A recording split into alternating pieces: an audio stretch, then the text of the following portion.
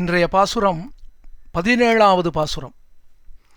அம்பரமே தண்ணீரே சோரே அறம் செய்யும் எம்பெருமான் நந்தகோபாலா எழுந்திராய், கொம்பனார்க்கெல்லாம் கொழுந்தே குலவிளக்கே எம்பெருமாட்டி யசோதாய் அறிவுராய், அம்பரம் உடறுத்து ஓங்கி உலகளந்த உம்பர் கோமானே உறங்காது எழுந்திராய், செம்பொற்களடி செல்வா பலதேவா உம்பியும் நீயும் உறங்கேலோரெம்பாவாய். கீழே தோரணவாயில் காப்போன் கதவை திறந்து உள்ளே விட்டான். ஆண்டாள் உள்ளே நுழைந்தாள். இப்போதான் நந்தகோபாலன் திருமாளிகைக்குள்ளேயே நுழைந்தாள் ஆண்டாள். 6வது பாட்டிலிருந்து 15வது பாட்டு வரையிலும் எல்லா பெண்களையும் அழைத்து கொண்டு போகும் ஆண்டாள். இன்றைய பாசுரத்திலேதான் கண்ணனையும் பார்க்கப் போகிறாள், நந்தகோபாலனையும் பார்க்கப் போகிறாள், யசோதை பிராட்டியையும் பார்க்கப் போகிறாள், கண்ணனுக்கு முன் பிறந்தவனான நம்பிமுத்த பிரான் பலராமனையும் பார்க்கப் போகிறாள்.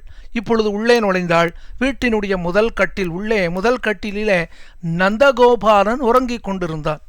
அவனை பார்த்த உடனே ஆண்டாள் சொன்னாள், நந்தகோபாலா. இப்போ ஒருத்தர் எழுப்பணும்னா அதுவும் இப்போ நந்தகோபாலன் அனுமதி கொடுத்தால்தான் கண்ணனிடத்திலே செல்ல முடியும். அதற்காக ஆண்டாள் என்ன செய்தாள், நந்தகோபாலனுடைய பெருமையை பேசினாள். யார் யார் எவ்வளவு கேட்டாலும் அவர்களுக்கு வஸ்திரதானம் பண்ணக்கூடிய நந்தகோபாலா, அம்பரமே தண்ணீரே யார் எவ்வளவு தீர்த்தம் கேட்டாலும் அவர்களுக்கு வரையாது வழங்கக்கூடிய, இல்லை என்று சொல்லாமல் தீர்த்ததானம் பண்ணக்கூடிய நந்தகோபாலா, சோரே அன்னதானம் பண்ணக்கூடியவனே, எல்லாருடைய வயிறும் குளிருமாறு அனைவருக்கும் அன்னதானம் பண்ணி உயர்ந்த புகழை அடைந்த நந்தகோபாலா, எம்பெருமான் எங்களுக்கு சுவாமியாக இருப்பவனே எழுந்திராய். உடனே நந்தகோபாலன் கேட்டான், பெண்களே உங்களுக்கு என்ன வேணும்? அன்னம் வேணுமா, தீர்த்தம் வேணுமா, வஸ்திரம் வேணுமா, உங்களுக்கு என்ன வேணும்? நான் உடனே இவர்கள் சொன்னார்கள், எங்களுக்கு வஸ்திரமாகவும் அன்னமாகவும் தீர்த்தமாகவும் கண்ணன் எம்பெருமான் ஒருவன்தான், வேறு எதுவும் எங்களுக்கு வேண்டாம். நாங்கள் கண்ணனை பார்க்க வேண்டும், நீங்கள் எங்களுக்கு அனுமதி கொடுக்க வேண்டும். பார்த்தான் நந்தகோபாலன். சிறு பிள்ளைகளாக இருந்தாலும் முறையாக நம்மிடத்தில் வந்தார்களே, சரி உள்ளே செல்லுங்கோள், ஆனால் ஜாக்கிரதை.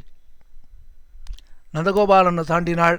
அடுத்த படுக்கையிலே படுத்து கொண்டிருந்தவள் யார் என்னால் யசோதை பிராட்டி, கண்ணனுடைய தாயார். அவரை பார்த்த உடனே சொன்னா, அம்மா நந்தகோபாலன் அனுமதி கொடுத்தாரம்மா, இப்பொழுது நீங்கள் அனுமதி கொடுக்க வேண்டும். இப்போ யசோதையை பார்த்து என்ன சொல்றான், கொம்பு அனார்க்கெல்லாம் கொழுந்தே, கொம்பு போன்று அழகான பெண்களுக்கெல்லாம் தலைவியாக இருப்பவளே, கொழுந்து போன்று இருப்பவளே. கொழுந்துனா ஒரு செடியில் கொழுந்து விட்டது அப்படின்னா அந்த கொழுந்து தான் மேலே மேலே வளரும். வேரில் வியாதி வந்தால் நம்ம கண்ணுக்கு தெரியாது, வேர் அங்கே வியாதி வந்தால் தெரியாது, ஆனால் வேரில் வியாதி வந்தால் கொழுந்து வாடி விடுமே. அதே போல் எங்களுக்கெல்லாம் எங்கள் துக்கத்தை போக்கக்கூடிய பெண்ணாக இருப்பவளே, இந்த இடை குலத்துக்கே விளக்காக இருப்பவளே, குல விளக்கே எம்பெருமாட்டி, இந்த ஊருக்கு தலைவியாக இருப்பவளே, யசோதை பிராட்டியே அறிவுராய். அப்படின்னா, அம்மா நீ எங்கள் கட்டத்தை நன்றாக உணர்ந்து கொள்ள வேண்டும். ஒரு பெண்ணிற்குத்தானே ஒரு பெண்ணின் வருத்தம் தெரியும். கண்ணனை பிரிந்த துக்கத்திலே நாங்கள் இருக்கிறோம், அந்த கண்ணனை சேர வேண்டும், நீ எங்களுக்கு அனுமதி கொடுக்க வேண்டும். பார்த்தாள் யசோதை. சிறு பெண்கள் நந்தகோபாலனிடத்திலும் அனுமதி வாங்கி கொண்டார்கள். நம்மிடத்தில் அனுமதியை கேட்டுதானே செல்கிறார்கள். சரி போங்கள், ஆனால் கண்ணனோடு ஜாக்கிரதையாக இருங்கள், கண்ணனுக்கு அதிகமான ஆபத்து வந்தது என்று சொன்னவுடனே இப்பொழுதோ ஆண்டாளுக்கு மிகவும் சந்தோஷம். என்ன காரணம் என்னால், நோன்பு நோற்றை அந்த கண்ணனை பார்க்க போகிறோமோ அந்த கண்ணனை இப்பொழுது நாம் காணப்போகிறோம் என்று உள்ளே நுழைந்தாள். அடுத்த கட்டிலே கண்ணன் படுத்து கொண்டிருக்கிறான். கண்ணனை பார்த்தாள். கண்ணனை பார்த்தவுடனே ஆனந்தம் தாங்கவில்லை. இவனல்லவோ உத்தமன் என்று நினைத்த ஆண்டாள் உடனே சொன்னாள், 3வது பாசுரத்திலே ஓங்கி உலகளந்த உத்தமன் என்று சொன்னாள். அதே போல இங்கு சொன்னாள், அம்பரம் ஊடறுத்து ஓங்கி குலகளந்த உம்பர்கோமானே. அம்பரம் என்னால் இந்த இடத்துல ஆகாசம்னு அர்த்தம். இதே பாட்டில் முதல்ல அம்பரம்னு வந்திருக்கே, அங்கே வஸ்திரம்னு அர்த்தம். இந்த இடத்துல அம்பரம் என்றால் ஆகாசம்.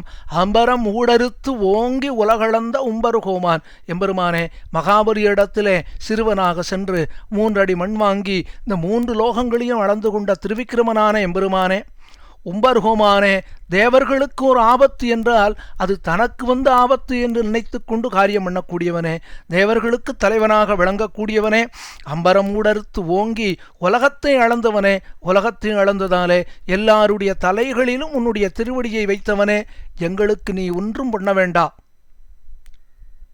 உன்னை பார்த்து பேச வேண்டும், உனக்கு கைங்கரியம் பண்ண வேண்டும் என்ற ஆசையோடு நாங்கள் வந்தோம். வராத பெண்களையும் கூட்டிக் கொண்டு வந்தோம், நீ அனுமதி கொடுக்க வேண்டும்.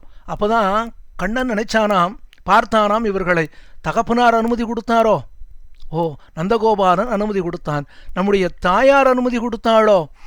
தாயாரும் அனுமதி கொடுத்து விட்டாளே என்று சொன்னவுடனே அப்போதான் கண்ணன் நினைத்தான், என்னதான் இருந்தாலும் நமக்கு முன் பிறந்தவனாக ஒருவன் இருக்கிறானே, தாயார் அனுமதி கொடுத்தாலும் தகப்பனார் அனுமதி கொடுத்தாலும் நமக்கு முன் பிறந்தவன் யாரு? பலராமன், நம்பி முத்தபிரான். அவனை எழுப்பாமல் அவனிடத்தில் அனுமதி வாங்காமல் நம்மிடத்தில் வந்தார்களே. பெண்கள், நான் வெளியே செல்லும் பொழுது பலராமன் இல்லாமல் எங்கும் செல்ல மாட்டேன், உங்களுக்கு தெரியாதா? நீங்கள் பலராமன் அனுமதி கொடுத்தால்தான் நான் வருவேன் என்று கண்ணன் மனதிலே நினைத்தான். இதை புரிந்து கொண்டு ஆண்டாள் திரும்பி பார்த்தாள். பக்கத்திலே பலராமன் உறங்கிக் கொண்டிருந்தான். அவனை பார்த்து சொன்னாள், அழகான சிவந்ததான கழல்களை அணிந்த செம்பற்களடி செல்வா, பலதேவா, ஏ நம்பிமுத்தபிரானே, உம்பியும் நீயும் உறங்கேலோ ரம்பாவாய். அப்பா, நீயும் உறங்கக்கூடாது, கண்ணனும் உறங்காமல் நாங்கள் நோன்பு நோக்கிறோமே, இதற்காக நீங்கள் எழுந்து வர வேண்டும் என்று இன்றைய பாசுரத்திலே ஆண்டாள் பிரார்த்தித்தாள்.